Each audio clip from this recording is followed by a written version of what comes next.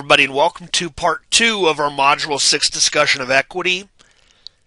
With this part, we're going to be talking about dividends. That's where we're going to pick up. We introduced them in part 1. Now we're going to talk a little bit more about them. We said that the whole purpose of a dividend is that an investor wants a return on their investment. They get the short-term return when they get dividends issued. The longer-term return is when they hold on to the stock for a number of years and they sell that stock that has a higher value than what they paid for it. So the question from a company's perspective is they have all the net income that they've earned throughout the year. What do they do with it? They could certainly use some of it to pay dividends to keep their company and the stock attractive on the market and basically to return that to the investors. It's that's their expected return, or they could decide to retain some of that net income as retained earnings for future growth, safety net, all of that. Now remember, if we're talking about a corporation here, the investors have voted in the board of directors. The board of directors declare dividends. It's their choice.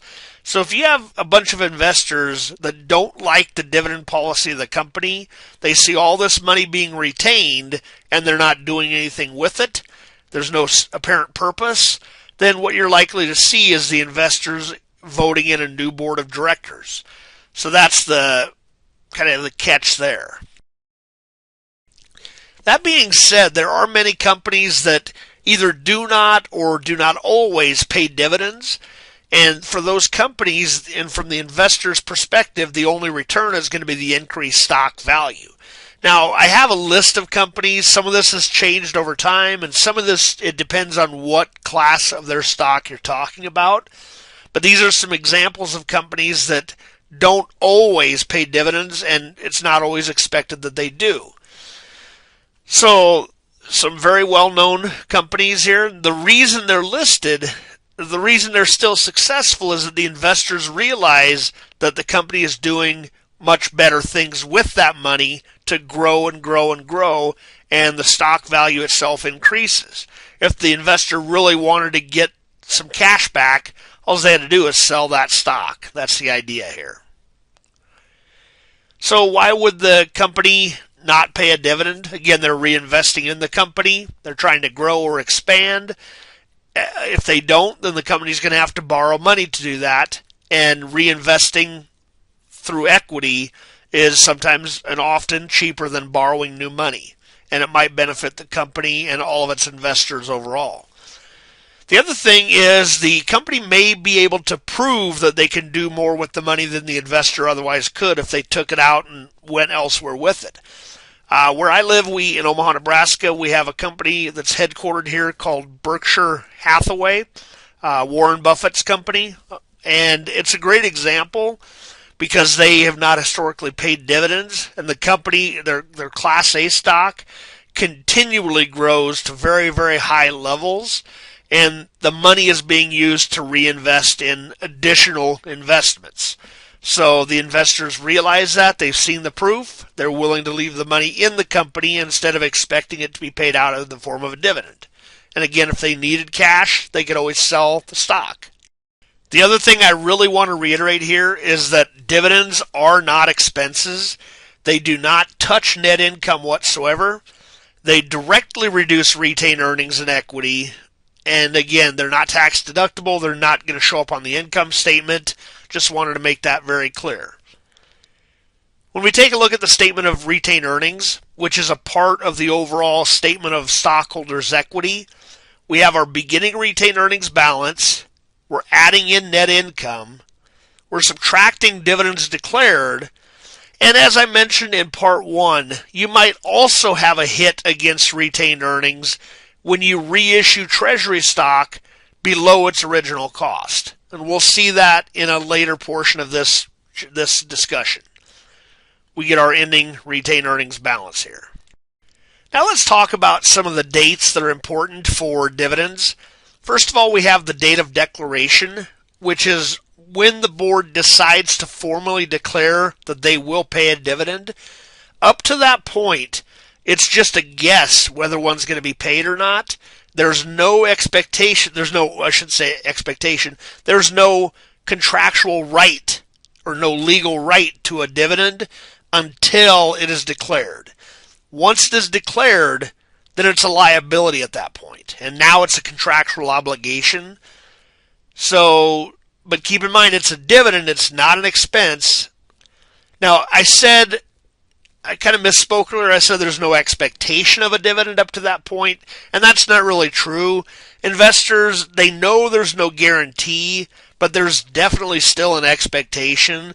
They have dividend trends. If the company has paid a regular dividend for the past 10 years or 40 quarters, then there's definitely a high expectation they'll pay a dividend this year. And in fact, if they don't, then the market will generally react pretty negatively if it was not expected. If all of a sudden the board says, hey, just out of the blue, we're not going to pay a dividend, there will be some severe repercussions on the market. Nothing illegal. It's just that the market would respond to that. It would be seen as a very bad thing. So we talk about the dividends account in some of the earlier basic accounting modules. We talk about how dividends are a normal debit balance type of account. So normally if dividends were declared, we would debit the dividends account and credit dividends payable a liability. Now, sometimes in some textbooks and some companies, they do not use a true dividend account. Instead, they just immediately go to retained earnings. Instead of waiting to close it to retained earnings later on, they just use the retained earnings account, period. Either way technically works.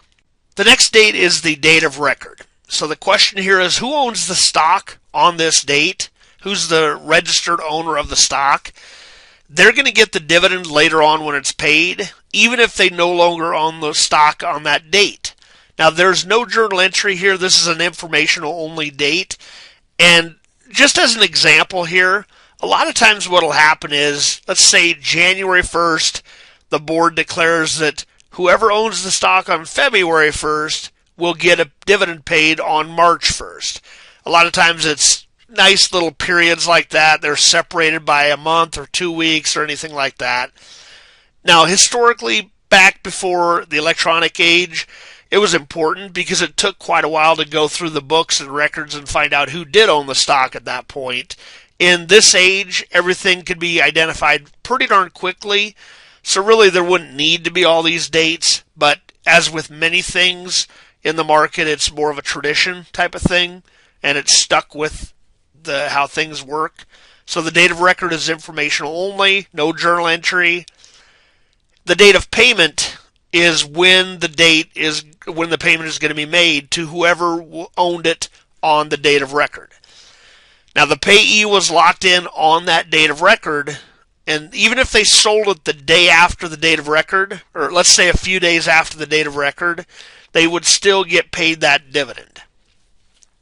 The payment is going to be a debit to dividends payable to close it out, and of course a credit to cash, assuming it is indeed a cash dividend. Now I want to talk about from the U.S. stock market, there is a date that's often referred to as the ex-dividend date. This is 2 days before the date of record, and the idea here is whoever owns it formally on the date of record gets the dividend, but it's not immediate. Trades aren't immediate, even though it seems like they are, because you can buy and sell very quickly. The formal settlement of a trade takes 2 to 3 days there to settle in the U.S. stock market. So because of this, whoever buys the stock by the ex-dividend date, which is 2 days before the date of record, is eventually going to be locked in on the date of record as the owner of that stock.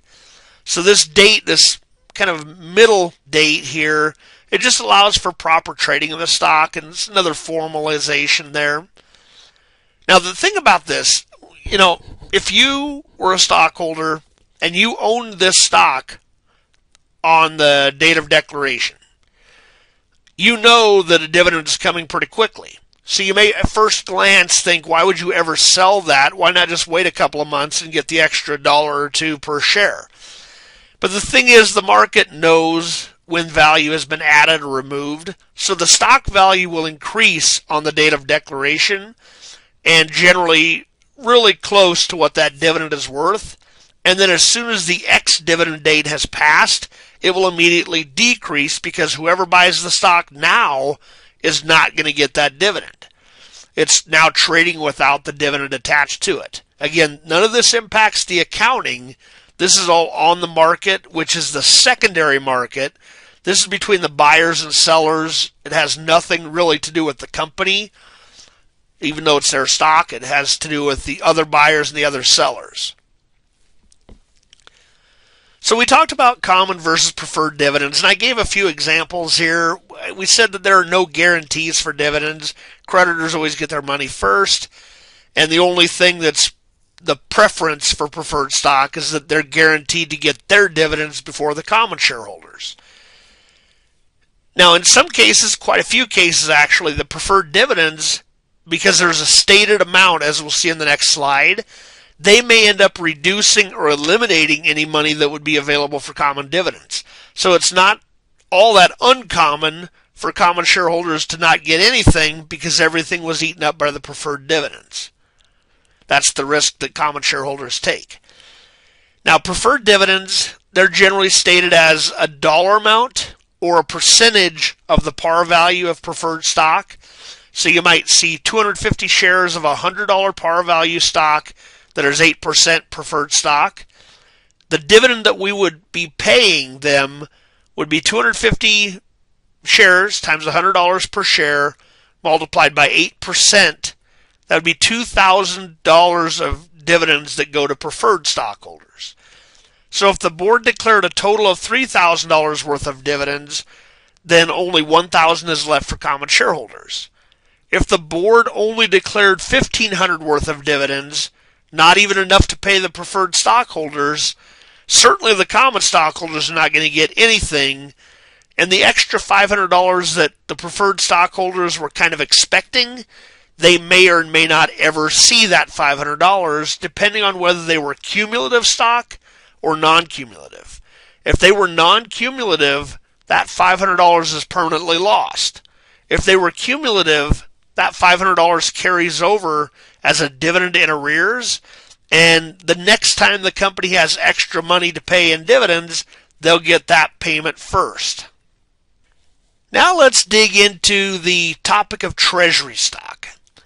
So this is when the company goes out to the open market and buys back stock from whoever currently owns it at whatever the going rate is. They have no control over the rate. They can influence it through their actions, in other words, doing well, making smart decisions about the company, but they can't really control it. Whatever the current owners, whatever the market is offering for that, that's what the company has to buy it back at. Now, the reason they may do this, they want stock for a variety of reasons. They may be wanting to reissue that stock to employees or managers as compensation. They may want that to issue as stock dividends.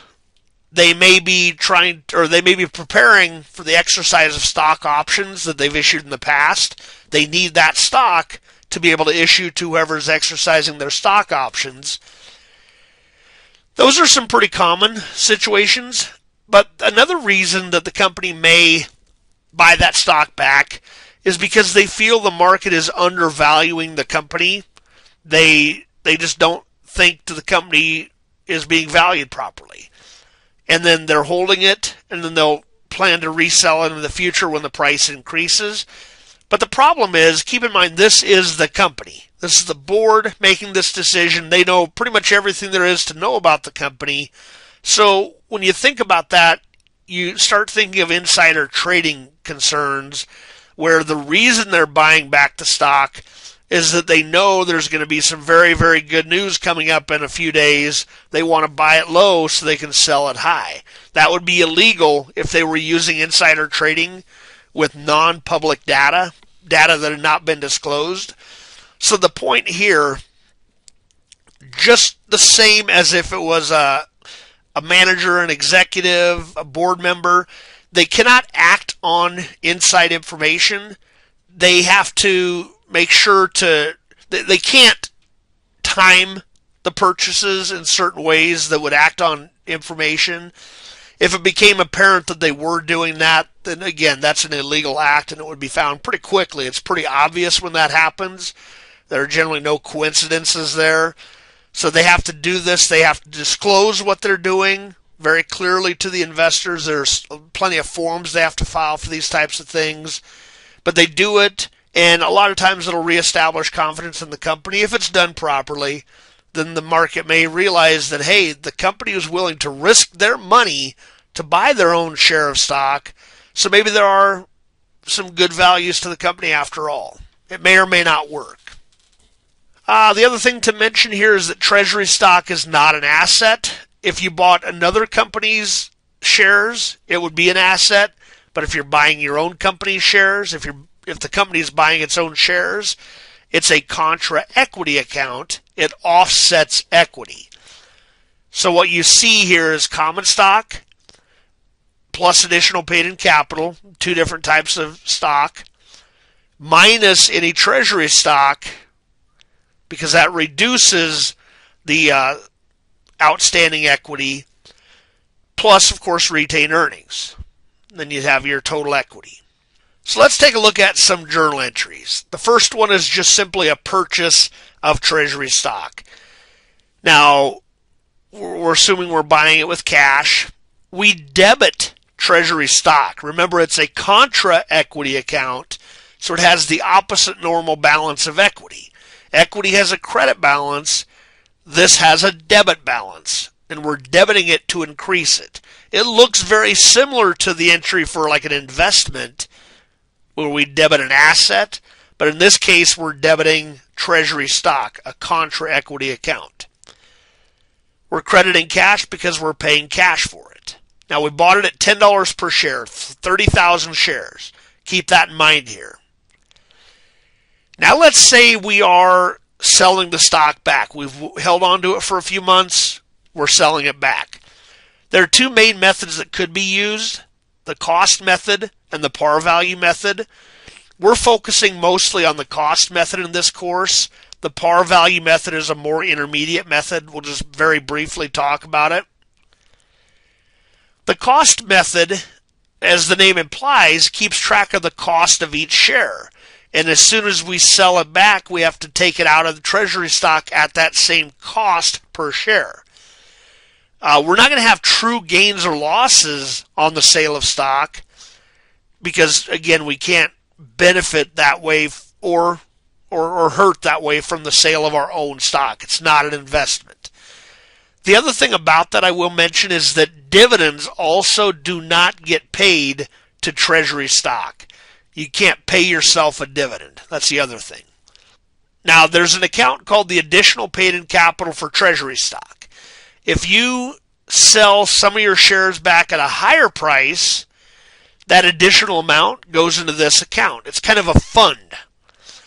It's a fund to prevent or to help you with future situations where you might sell it below cost. We'll see that in just a bit. The par value method is more intermediate, and instead of tracking the cost, it tracks any par value of the stock, and that additional amount above par goes into additional paid-in capital. But it creates some additional, more complex journal entries. So again, this is not covered any further in this class. Now let's say, we already bought some shares back at $10 a piece, I believe. Let me see here. $10 per share. Now we're selling them at $15 per share, just 10,000 of those shares. We have to, of course, debit cash for the amount we're actually receiving. 10,000 times 15, $150,000. But we have to credit treasury stock at the amount per share that we originally purchased it at, $10 per share. Times 10,000 shares, we get $100,000. The extra $50,000 here gets credited to that additional paid-in capital, which is still a capital account, an equity account. It increases it. And keep in mind, when we credited treasury stock, we were reducing that because it's no longer treasury stock. Now let's say we sold some shares below cost. So we still have to debit cash for the amount per share, $10 per share. Or I'm sorry, we have to debit cash for the amount we received. 10,000 shares times $8 each. We still have to credit treasury stock at $10 per share times 10,000, 100,000.